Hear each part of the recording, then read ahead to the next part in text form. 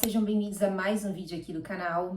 No vídeo de hoje, eu trouxe para vocês uma meta-análise da autora Liz Greene, dentro do contexto da astrologia, porque para que nós possamos entender um pouco mais da astrologia psicológica, é importante que nós nos aprofundemos na filosofia profunda, né? E a filosofia profunda, ela dá um embasamento para a interpretação dos daimons, né, que são essas entidades da nossa alma, esse guia interno que nós temos, de acordo com a filosofia Rosa Cruz. Os daimons, que são os planetas, eles são os nossos órgãos suprassensíveis e que orientam a nossa vida ao cumprimento do nosso destino. Inclusive, o tema de hoje é justamente esse, a questão do destino, uma palavra que, desde o século XVII, gerações e gerações se habituaram a evitar de utilizá-la de forma contundente. A gente prefere utilizar a palavra karma, nós utilizamos padrões comportamentais, hereditários, mas a gente não usa de forma contundente a palavra destino, e isso é historicamente explicado após a reforma religiosa, né, que foi feita por Cromwell lá em meados do século XVII, que é basicamente a essência dessa meta-análise de Liz Greene, que é incrível e que vale a pena a gente saborear cada detalhe que ela traz a respeito disso. Então vamos lá.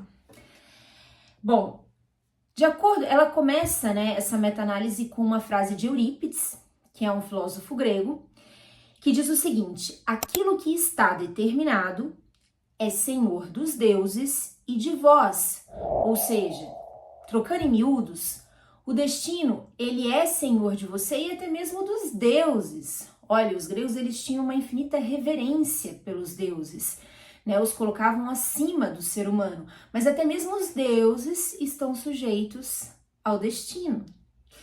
Então, ela começa essa meta-análise contando uma historinha que para eles é popular e graciosa, mas que de certa forma, se nós analisarmos as entrelinhas, de fato ela é graciosa. Popular para nós, não tanto, mas graciosa sim. Ela conta a história de um criado, de um mercador, que um belo dia pela manhã, ele foi ao mercado em Isfahan para fazer compra de carne, de frutas, de vinho para o seu senhor, né? E lá, distante, ele avistou a morte.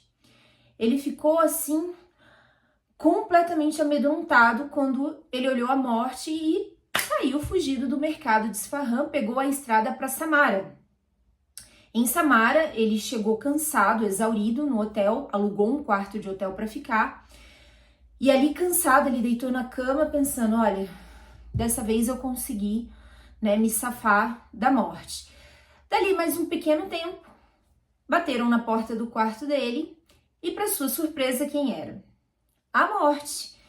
E aí ele pergunta, você aqui? Ué, ora, eu vim te buscar, nós temos um encontro marcado, eu tentei te dizer isso hoje cedo, lá no mercado em Isfahan, mas você não me deu tempo, você saiu fugido. Eu tentei te dizer que hoje nós tínhamos um encontro marcado aqui em Samara. Então tudo já estava determinado, que de fato ela o encontraria em Samara. E dessa pequena historinha graciosa, a gente pode inferir, né, muitas reflexões filosóficas e metafísicas. O que é metafísica? É o que vai além da matéria, né? Meta, do grego, é além. Físico é corpo, é matéria. Então, é o que vai além da matéria.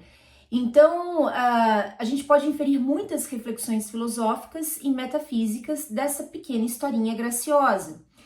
A primeira delas, né, que a gente pergunta, se ele não tivesse fugido e ficado e desafiado a morte, o que teria acontecido? Se ao invés de pegar a estrada para Samara, ele tivesse pego a estrada para outro lugar, o que teria acontecido? Né? Então a gente pode ter muitas dúvidas, né, de diferentes fins para essa história. Porque essa história em si, ela guarda o seguinte, será que nós temos um destino mesmo? E paradoxalmente, ou seja, contraditoriamente, nós ajudamos a cumprir esse destino? Porque veja, ele acabou indo justamente para o lugar onde a morte diria para ele que eles iriam se encontrar, para que eles, né, se encontrassem e ele fosse embora. Então, quer dizer, Até onde nós, de fato, dentro de nós, temos algo que nos conduz a cumprir o nosso destino, ou o destino é uma coisa que está além da nossa vontade, que é inevitável e que a gente faz de tudo para fugir dele, né? Então ela essencialmente com essa história traz essa abordagem para nós. Então, resumidamente, a história, né, essa questão sobre a morte, sobre o destino, ela aborda um grande enigma que aflige a alma humana e que é tratado com muita sutileza no Oriente, mas que para nós aqui do Ocidente, a gente ainda reduz esse enigma à seguinte pergunta, como diz Liz Greene, né? Será que nós somos predestinados ou nós somos livres? Inclusive essa é a pergunta de Parsifal, né? A pergunta que não sai da boca dele. Eu gostaria de entender, né, a que nós servimos? Ao destino ou à liberdade, né? Bom, em resumo, a palavra destino muitas vezes ela acaba soando ofensiva, muito dura de ser ouvida pelas pessoas. É algo que as pessoas nem param para pensar, que elas se incomodam com essa palavra. Elas evitam e é algo que se tornou tão comum que a gente não para refletir por que a gente evita a palavra destino. Mas se você observar, de fato ela é evitada. Ela gera esse desconforto para algumas pessoas, dependendo do contexto em que ela é falada, ela soa até como ofensiva, né? Mesmo no século XX, que é um século super esclarecido. Mas isso aconteceu porque separaram a morte da unidade que ela tem com o destino. Morte e destino constituem uma só unidade, né? E a morte, ela passou a ser tratada apenas como um fenômeno clínico, não mais como um fenômeno metafísico, como era até meados do século XVII. Não estou generalizando. Claro que tem pessoas que até hoje, pessoas mais esclarecidas, que buscam conhecimento da filosofia profunda, elas lidam com naturalidade com esses temas. Mas eu estou me referindo à grande maioria das pessoas, a massa das pessoas que não busca tanto esse aprofundamento e que sim tem uma dificuldade muito grande de lidar com as questões de morte, o entendimento de que existe uma alma, né? Então, por esse mesmo motivo, né? Porque a morte, ela foi separada da sua unidade com o destino. E ela hoje é tratada, na grande maioria das vezes, apenas como um fenômeno clínico e não mais como um fenômeno metafísico, um fenômeno que vai além da matéria. Bom, mas de acordo com Liz Greene, nessa meta-análise, nem sempre foi assim, né? O destino, ele era tratado com muita leveza pelos gregos. Os gregos, eles se referiam ao destino como Moira. Moira é a personificação de uma deusa, de uma deusa, ou seja, de uma entidade sagrada feminina. E nos textos astrológicos mais antigos, Moira também era chamada de Eimar Mené, né? Mas Moira era a visão de uma deusa, uma entidade, um nume. O que é um luminoso? É algo sagrado. Então, uma entidade sagrada feminina. Então, os gregos se referiam ao destino como Moira, né? Esse daimon, ou seja, o que é o daimon? É esse chamado interior, essa entidade da nossa alma, né? Que é considerado um daimon que nos chama para condenação e para morte, e que já existia muito antes dos deuses gregos. Olha a importância de Moira. Moira está acima dos deuses gregos. Moira é anterior aos deuses gregos. Então esse daimon, esse chamado interior para a condenação e para a morte, ele é muito mais antigo que os próprios deuses gregos. Bom, a filosofia grega, ela tinha muito a falar sobre o destino. Em tempos atuais, mencionar a morte representa uma perda de controle, de acordo com Liz Greene, porque nós temos uma sensação de impotência diante dela. Porque veja bem, na época do renascentismo, o mundo ele era completamente teocêntrico, era voltado para Deus. Deus era o centro de todas as coisas. A partir do iluminismo, essa ordem se inverte e o homem passa a assumir o centro de todas as coisas, né? O mundo ele se torna antropocêntrico. E a partir desse momento, o homem, ele tem, ao mesmo tempo que ele quer ser o centro de todas as coisas, no âmago do seu ser, ele sabe da sua impotência diante da vida. E a morte é a maior representação da nossa impotência diante da vida, né? Nós queremos ser imortais, mas nós não somos imortais, não no corpo físico. Somos imortais na nossa alma, que é uma centelha de luz de Deus, né? Que é essa fonte infinita, que não para de se movimentar. Então, por isso que nós temos essa questão da morte, a gente lida com ela com muita impotência. Bom, a história da filosofia, ela gira em torno dessa intrincada questão do destino e da liberdade humana, que é o que Alice Green afirma. Mas filósofos modernos, como Bertrand Russell, por exemplo, que era adepto, né, do pensamento puro e racional, Bertrand Russell falava que Platão, falava que Pitágoras deixaram uma nódoa, né, uma mancha, uma mácula no desenvolvimento do pensamento puro e racional, no desenvolvimento da mente clássica grega, né, ao afirmar a existência de uma alma. Então, ele fala que essa mácula foi deixada ali. Mas a ironia disso é que ele não gosta da palavra destino, ele prefere usar a terminologia lei natural, que é uma terminologia utilizada por um dos expoentes da escola jônica de filosofia grega, do qual não me recordo o nome agora. Então ele era adepto dessa lei natural, mas só que ele não prestava atenção que, na verdade, essa lei natural nada mais é do que moira, destino. A moira é a própria lei natural que foi elevada a um status de divindade. Então, uma coisa é a mesma coisa que a outra, no final das contas, né? Mas Bertrand Russell era contra esse fatalismo, né? E contra os teus inevitáveis filhos, que são as artes mânticas ou divinatórias, que foram trazidas pelo entendimento de uma alma, que existe algo além de nós, né? Ideias que foram muito bem postuladas por Pitágoras, por Platão, e ele considerava que os dois, Pitágoras e Platão, tinham manchado o pensamento puro e racional, o desenvolvimento da mente clássica grega. Né? Então, aonde quer, a verdade é que assim, como Alice Green fala, onde quer que haja uma preocupação com o destino, há também uma preocupação com a astrologia, né? Porque uma vez que o conceito de Moira, que é o destino para os gregos, ele evoluiu a partir dessa visão de um cosmos ordenado, de um cosmos que é totalmente interligado. Nós somos ligados, como veremos mais adiante, por um fio delgado e invisível. Todos os seres vivos somos interligados. Então, tudo o que fazemos necessariamente reflete em toda a natureza, até um simples pensamento. É por isso que Cristo falava, vigiai os teus pensamentos, porque eles, no dado momento em que o cosmos favorece, se tornam realidade. Né? Você faz aquilo acontecer. Então, vigiai até mesmo os teus pensamentos. Mas por que isso? Porque nós somos interligados.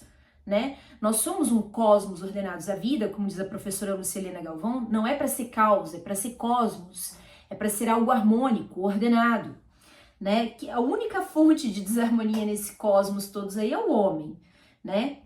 Então, por esse mesmo motivo, a astrologia descredibiliza a escola filosófica de Bertrand Russell, né? Bom, a teologia cristã, ela também evita a palavra destino, até porque desde a época medieval, da idade medieval, de Boécio a Dante, o que a igreja tenta fazer é com que os seus fiéis creiam em milagres, e não é que eles não existam, de fato eles existem, mas você tem que ter um coração puro, né? Um coração puro para que esses milagres possam ser processados em você, uma entrega verdadeira a Cristo. Não vai acontecer se a sua mente estiver poluída, envenenada e envenenando todo. Isso não acontece. Mas a Igreja Católica, desde a Idade Medieval, ela tenta embutir na cabeça dos fiéis, né? Que sim, os milagres existem, basta que se peça, né? Com muita fé, mas essa fé tem que ter o coração puro, que muitos de nós não temos.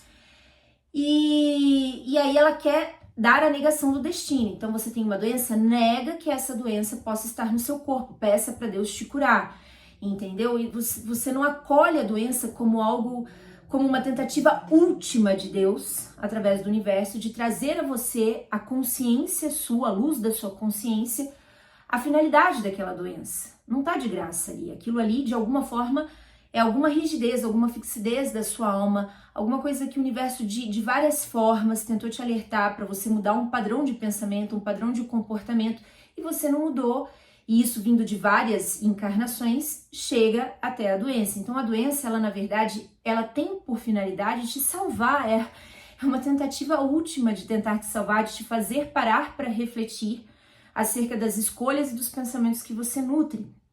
Mas a igreja pede para você negar, peça para Deus a cura, o milagre e afins. Então existe essa negação do destino por parte da teologia cristã também, né?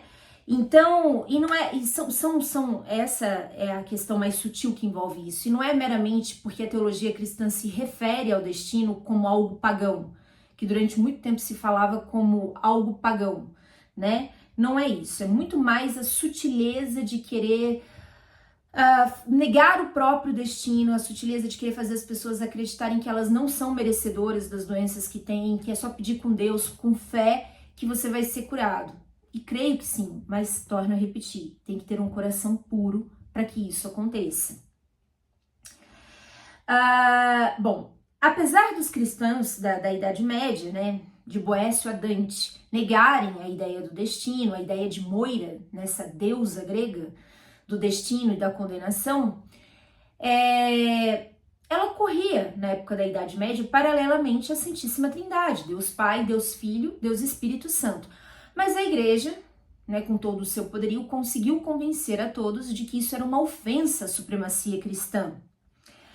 E tanto que Calvino chega ao ponto de afirmar com extrema confiança que Deus, por vezes, ele age com uma graça que anula a influência do céu.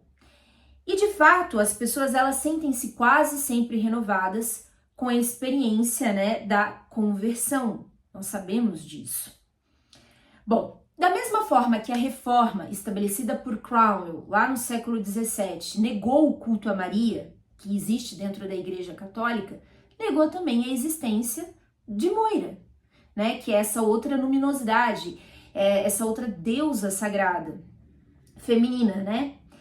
Bom, e conforme Cromwell ordenou no século XVII, desde então nós não falamos abertamente e de forma livre e de forma leve sobre o destino, né? Então, de acordo com Louis Green, o argumento teológico que substituiu a deusa antiga e que ainda hoje é aceito aí, constitui a divina providência. Os melancólicos adeptos de Calvino continuam se referindo a Moira como providência divina. E eles acreditam na salvação predestinada, mas você em momento algum pode se referir a essa salvação predestinada como destino. Não. Né? Tem que falar que é uma providência divina. Trocaram as palavras para o mesmo significado, né? Então, as pessoas que já têm uma mente mais científica, a exemplo de Bertrand Russell, elas preferem se referir ao destino como uma lei natural, né?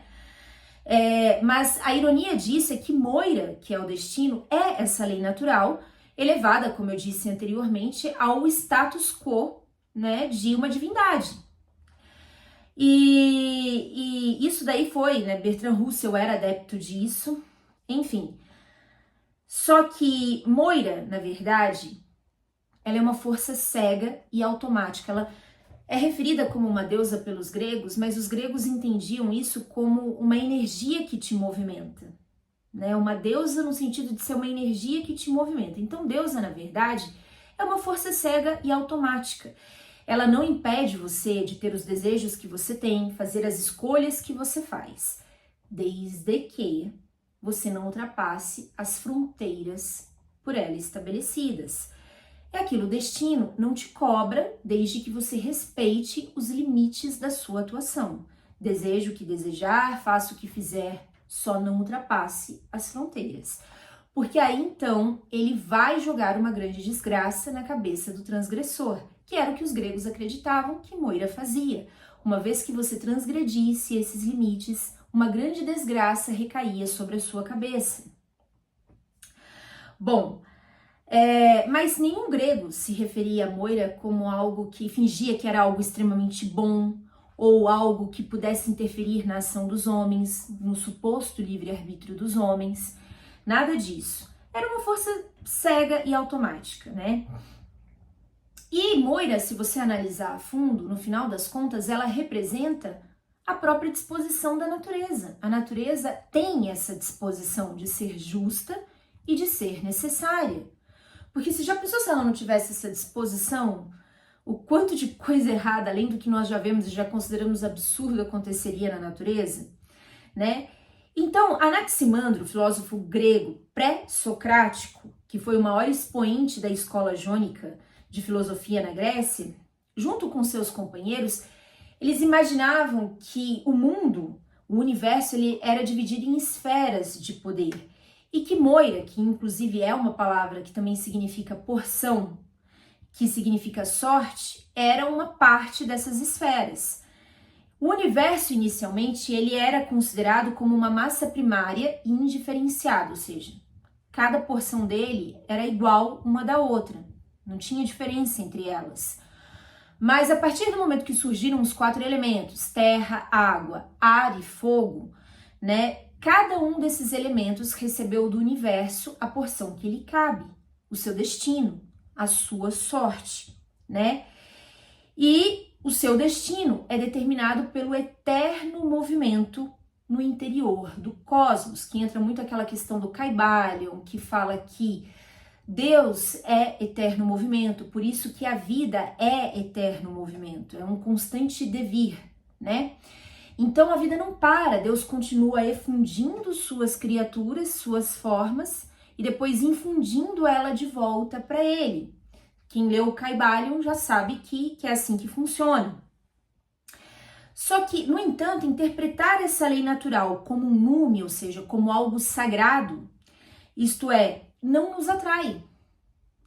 Não nos atrai porque também não nos agrada entendermos outros aspectos dessa lei natural, como a hereditariedade e a filogenia das doenças. Ou seja, não nos agrada saber que existe um padrão ancestral nas doenças que existem na nossa família, que se repete porque existe uma tendência de repetir o comportamento mental.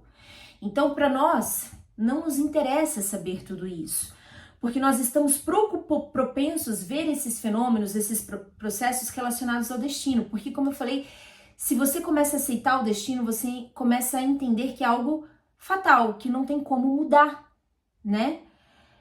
Então, a própria palavra karma se torna mais aceitável que a palavra destino, nesse sentido, porque para muitas pessoas o karma traz a ideia de que se você tiver um bom comportamento, de que se você mudar o seu padrão mental, o seu padrão comportamental, você pode transformá-lo em dharma, que é o seu oposto positivo, né? Algo bom para você. E que destino representa essa coisa fatalista, que vai acontecer independentemente de você ter um bom comportamento ou não, é o seu quinhão, a porção que lhe cabe e que você tem que pagar. Só que essa interpretação fatalística do destino, ela é errada, né? Nem mesmo os estoicos, porque não existe ninguém mais estoico do que o próprio estoico, que tem essa capacidade de se resignar à falta de liberdade do cosmos, ele tem essa visão do destino. Os estoicos enxergam o destino com a definição do karma. Existe uma relação de causa e efeito. Os efeitos que você vive hoje são frutos das causas que você gerou lá atrás. Só que, como próprios estoicos falam, o ser humano, ele é cego demais, ele é estúpido demais para não perceber que os resultados das tuas ações estão implícitos nas próprias ações. É aquilo, às vezes você plantou uma semente há uns 10 anos atrás e como nós temos memória curta, a gente esquece daquilo. Passa uns 10 anos, o universo consagra o resultado daquilo para você e você vai colher o fruto daquele plantio. E aí você já não lembra mais e você se considera um injustiçado, porque isso está acontecendo. Mas comece a tomar consciência de que o que você vive hoje é efeito de uma causa que você gerou lá atrás, inevitavelmente. Porque como os próprios hindus falam, né, os homens não percebem as sementes que lançam ao solo. E aí essas sementes elas começam a crescer, germinar, amadurecer, e ele vai ter que lidar com o fruto da própria terra. Então, no final das contas, destino nunca foi outra coisa que não uma relação de causa e efeito, né? E a morte é o ápice disso. É aquele limite que os seres vivos não podem e não conseguem transpor.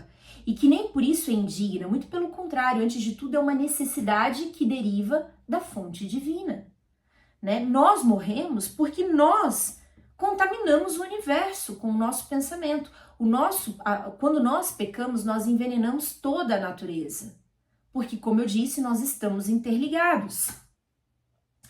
E aí, nesse sentido de falar que somos interligados, o professor emérito de matemática, que é Dr. Murray, ele fala o seguinte: Eimarmené, ou Moira, ou destino, como se queira chamar, é como se fosse um fio delgado, invisível, que atravessa toda a existência e se move de geração a geração, produzindo, incessantemente produzindo, ou seja, produzindo sem parar, né?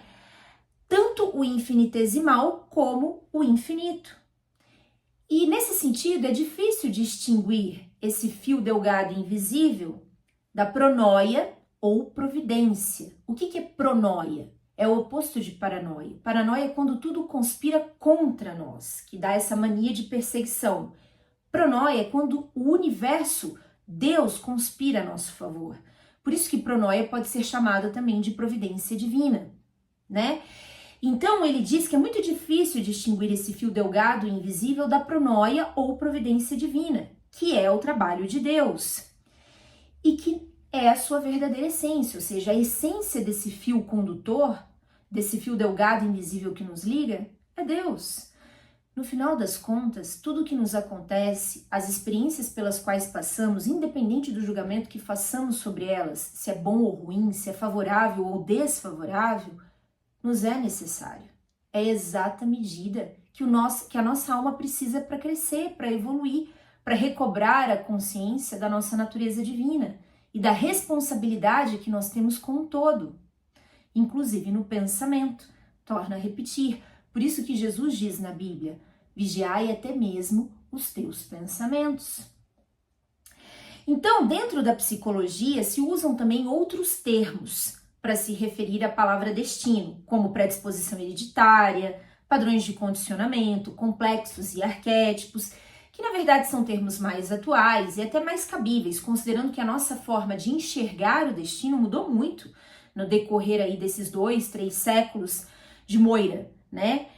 Então, a gente mudou a visão do destino de uma deusa personificada, que era a visão dos gregos, Moira, para um aspecto da psique inconsciente, daquilo que está dentro de nós, do nosso inconsciente, que nós ainda não trouxemos à luz da nossa consciência.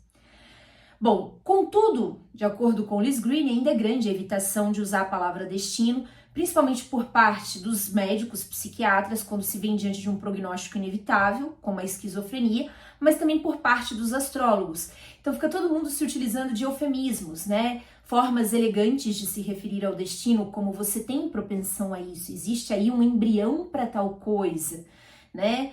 Não se fala objetivamente a palavra destino. Chega-se, inclusive, de acordo aí com a Liz Greene, a se refugiar no velho argumento neoplatônico, que sustenta que, embora possa haver um destino, representado aí pelos planetas, pelos signos, que o espírito do homem é livre e que pode fazer as suas escolhas à vontade. E isso porque o ser humano se tornou um mimizento. Ele não consegue ouvir a verdade. É doloroso para nós ouvir a verdade de que existe sim um destino que nos conduz e que na nossa própria psique nos conduz a vivenciá-lo fora, né? Que é o que Carl Jung fala: enquanto você não tomar consciência de quem você é, dos teus padrões comportamentais, você vai encontrá-los na forma de destino. E a partir então dessa visão, nós temos hoje duas tendências de interpretação para o destino. A primeira delas: o destino não é algo definido, antes é um conjunto de possibilidades que podem acontecer ou não, que é uma abordagem mais pragmática.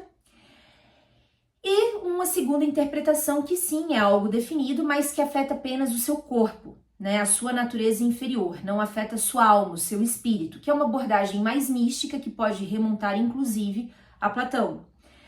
E aí Liz Greene, ela afirma, com base nos atendimentos astrológicos que ela fez, que é interessante notar que, de fato, por vezes o destino se mostra como algo inevitável, que a pessoa de forma alguma optaria por aquilo, muito pelo contrário, ela até tenta fugir daquilo, mas que inevitavelmente acontece.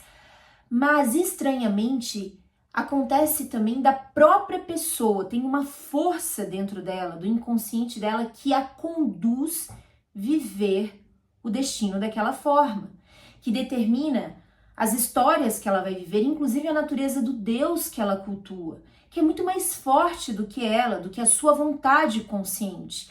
Existe algo dentro da pessoa, inconscientemente falando, que conduz ela a viver as situações que ela vive e que é inexplicável e que ela pôde presenciar isso com os atendimentos astrológicos que ela fazia. Trazendo no sentido mais literal, a palavra destino, ela significa isso estava escrito, que vai muito de acordo com o que o Alcorão fala, maktub, já estava escrito. Então, no sentido literal, destino é uma palavra que significa isso estava escrito. Só que é terrível para nós nos depararmos com a possibilidade de algo que vai acontecer, independentemente dos esforços que façamos para sermos melhores na forma de agir, na forma de pensar. Né? É muito terrível você pensar que existe uma roda ou que existe um Deus ambíguo que não tem o mínimo de misericórdia com as nossas esperanças, com os nossos sonhos e até mesmo com os nossos pecados. Né? É muito terrível pensar assim. Porque aí no final das contas, de que vale todo o nosso esforço para ser melhor se o sarrafo do destino está aqui no nosso pescoço para nos fazer a cobrança a qualquer momento? Então, mas por outro lado, de acordo com Luiz Green, também é muito complicado fazer o que as pessoas fazem hoje em dia, que é tentar separar corpo e espírito, que na verdade, teoricamente, são uma única unidade, formam uma única unidade, com o intuito de diminuir, né, o impacto, a força, minimizar a força, né, que o destino tem na nossa história. Porque no final das contas a gente faz isso artificialmente, ou seja, forçosamente, a separação do corpo e do espírito, que são uma coisa só, teoricamente, e isso talvez até obrigue, conjure, como ela diz, ou seja, invoque, faça acontecer no mundo exterior, na vida exterior da pessoa, aquilo que ela tenta evitar no seu íntimo, para que ela seja obrigada a lidar com aquilo. E vai muito de encontro com o que Jó diz na Bíblia, você atrai para você todos os teus medos, né? Bom, contudo, apesar disso, Hesíodo, que foi um poeta grego, ele era contundente em afirmar que o curso da natureza, ele é indiferente ao que é o certo e ao que é errado, ou seja, a natureza vai cumprir o propósito dela, independente do que você está fazendo, né? Ela vai cumprir o propósito dela. E ele conclui que existe uma relação definida e até mesmo simpática entre a conduta humana e a lei ordenada da natureza. Ou seja, quando o homem age dentro dos limites do seu destino, quando ele é um fator de soma, como diz a professora Lucilena Galvão, na natureza, ele serve, ele dá sabedoria para as pessoas, ele age com sabedoria, existe essa relação definida e até mesmo harmônica entre o destino, né, e a vida do homem. Agora, quando o homem ele comete um pecado, toda a natureza é envenenada pelo delito do homem, né? E aí Moira, que é a deusa do destino dos gregos, revida, fazendo cair sobre a cabeça do transgressor uma grande desgraça. Porque nós somos filhos da graça, só que nós insistimos em ser desgraçados, em perder a graça, né? Então toda vez que a gente peca, ainda que somente em pensamento, nós estamos sim envenenando toda a natureza, que cai dentro do que Cristo falou, vigiai os teus pensamentos, torna a repetir. E inevitavelmente, Moira, o destino, nos condena. E qual é a nossa maior condenação? A morte, né? Bom, e esse guardião do destino, né, a Moira, na verdade, ela é um guardião do destino, né? E esse guardião, que é o destino, fixou os limites da original ordem da natureza, dentro dos quais o homem deve viver, porque é parte dela. E ele aguarda para cobrar por cada transgressão que o homem comete. E assim a morte, considerada A declaração definitiva de Moira, como eu disse anteriormente, representa o limite para além do qual os seres mortais não podem transpor. Não deve, por isso, ser considerada indigna, mas, antes de tudo, uma necessidade que deriva da fonte divina.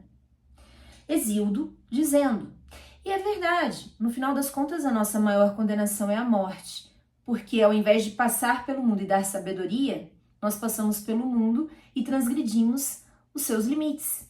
E a gente deixa de ser um fator de soma, a gente só vai encontrando lenha para a própria fogueira, como diz a professora Lucilena Galvão.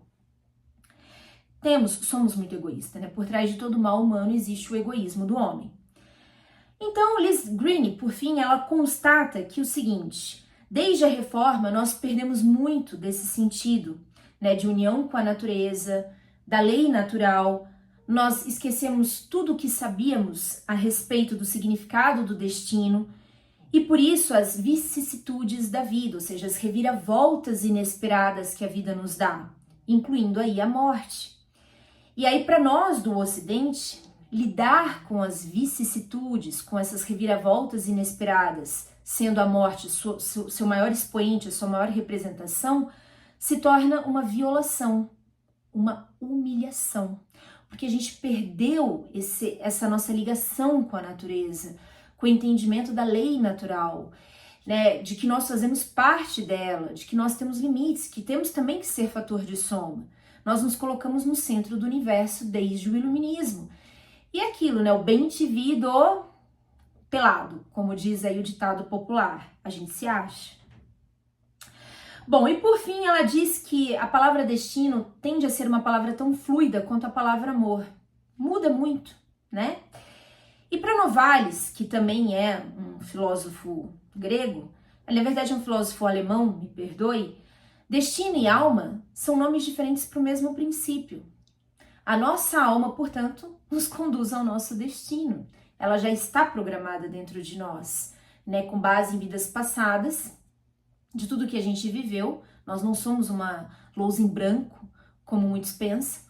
Nós já nascemos com um histórico aí, e a nossa alma vem com necessidade de novas vivências, mas ao mesmo tempo vem com vícios, né, de vidas passadas, desejante de coisas erradas. E para nós é muito difícil superar isso daí, mas é o nosso único objetivo nessa vida. Bom, e visto que a mais antiga imagem humana do destino é a imagem de uma mulher, nós encontramos o destino, primeiramente, no útero de uma mulher, que é a nossa mãe. Então, Moira, para nós, a linha do destino para nós começa com a nossa ligação com a nossa mãe, que é como nós vamos abordando ao longo dos vídeos que virão aí no canal.